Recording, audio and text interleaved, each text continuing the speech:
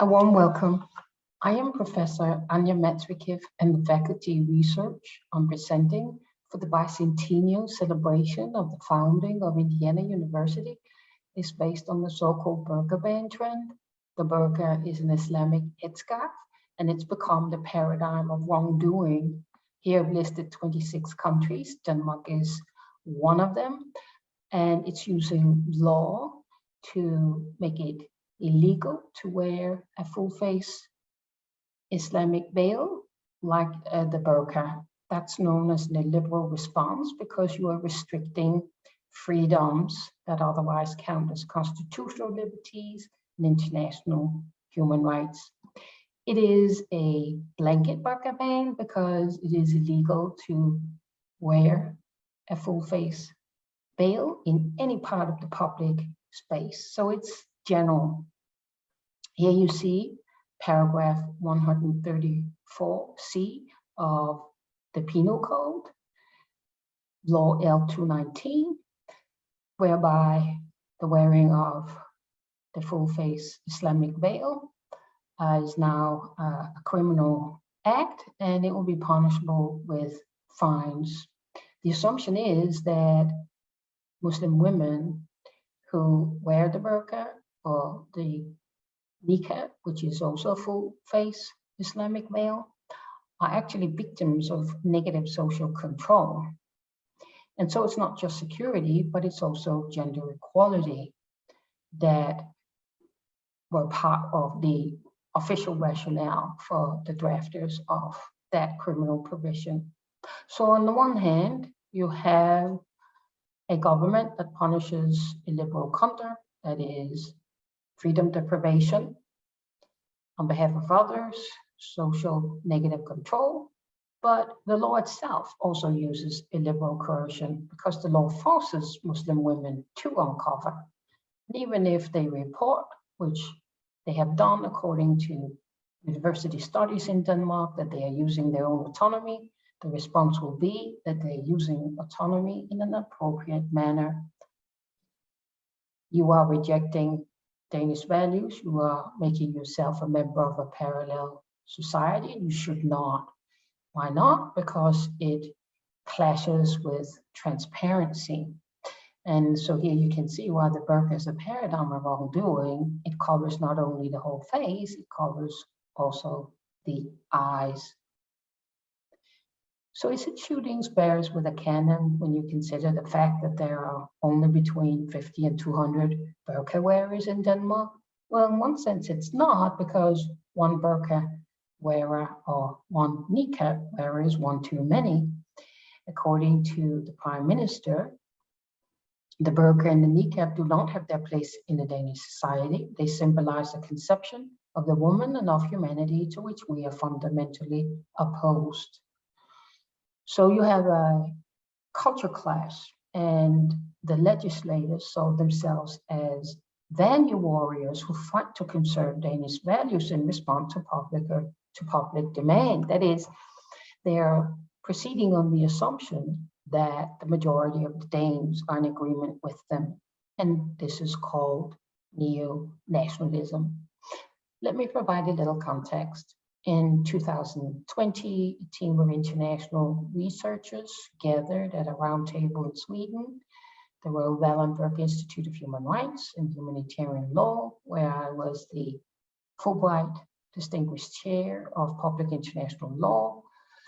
And we were discussing if there was something wrong in the state of Denmark and in other countries who had adopted a burqa ban, and was transparency a mask in and of itself. And this event was co-sponsored by the Fulbright Commission and the Chamonix module from Italy, Salerno University. We were looking at the freedoms for Muslim women, the articles of the European Convention of Human Rights, but we were also looking at the restrictions that were permissible and the limit for these, namely discrimination. We did that for a good reason. The European Code of Human Rights actually upheld France's burqa ban. And that sent a strong signal. There's no reason to contest the burqa ban. It's not discrimination. It's not a violation of fundamental human rights. That too was important as finding because the United Nations rejected French's living together rationale, vivre ensemble. More precisely, it was the UN's Human Rights Committee that did that. And so the situation was one of contradictory judgments. And this team of researchers believed that a comprehensive study was therefore necessary. And here you have the scholarly outcome, Law, Cultural Studies, and the Burqa Ban Trend, which will soon appear in the bookstores. I co-authored a chapter, and this chapter looked into neo-nationalism, and it agreed with Amnesty International, at least in part, that the Burqa Ban was a smokescreen. Denmark took advantage of these contradictory judgments. It did not listen to the UN criticism. Instead, it actually copied France and Belgium as well, two of the first countries to begin this Burqa Ban trend.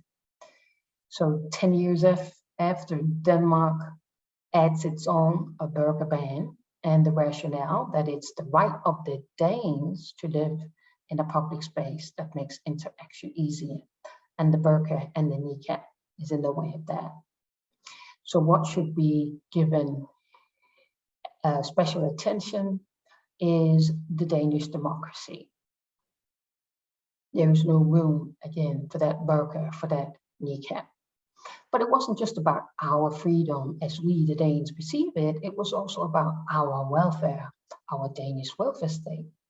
And if you look at that value and add it to the equation becomes more complex because more variables are added to it.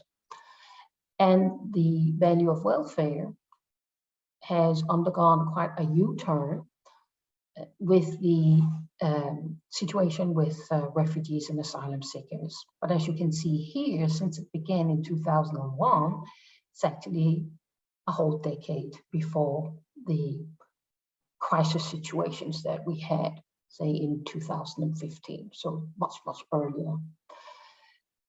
They did not look at whether people arrived for humanitarian reasons or not. They only looked at who was arriving, and the people, the stakeholders they did not want to arrive were Muslims, non-Westerners. For them, they made the protection conditions unattractive, and they tried to make the transition from asylum seekers and refugees to immigrants as difficult as possible. So the Burqa Ban is really just another deterrent, another way of keeping the numbers and costs down and to give them an incentive to not stay here. Both the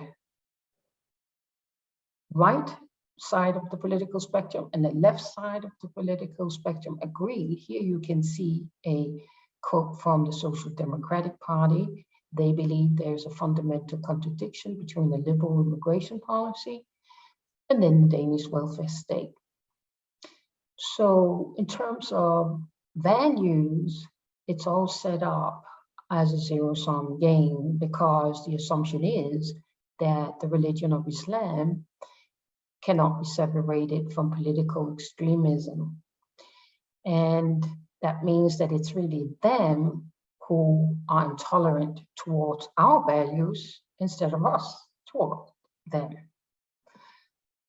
Now, in the chapter, we called Danish Bluff, but now with the pandemic and the use of medical face masks, it's become even clearer because the Danish democracy did not collapse just because people were using face masks.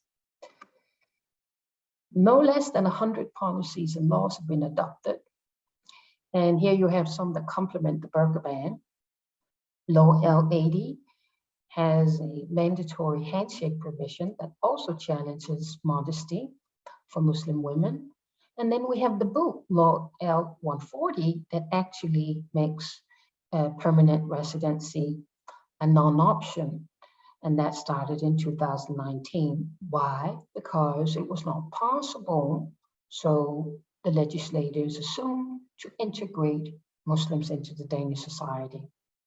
So it's not a surprise when this young Muslim woman was asking, or rather stating, that I think what they want deep down is for us Muslims to leave Denmark. The question is, if neo-nationalism is an instance of neo-racism. I leave you to think about that question. Thank you for listening and happy celebration.